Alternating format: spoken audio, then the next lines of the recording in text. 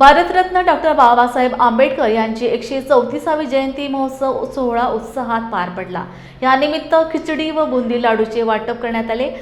महामानवास अभिवादन करण्यासाठी आमदार श्रीजया चव्हाण यांची उपस्थिती लावली होती।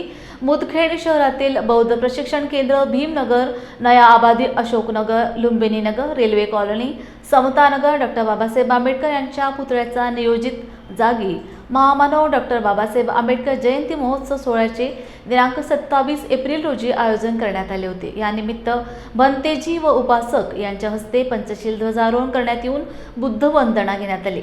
विविध राजकीय पक्ष व संघटनांच्या वतीने महामानवास अभिवादन करण्यात आले। यावेळी आमदार श्रीजया चव्हाण, माजी उपनगराध्यक्ष लक्ष्मण देवदे, करीम खान साहेब, भाजप मुदखेड शहराध्यक्ष रामसिंह चव्हाण, काँग्रेस तालुकाध्यक्ष प्रताप देशमुख वारटकर यांची उपस्थिती होती।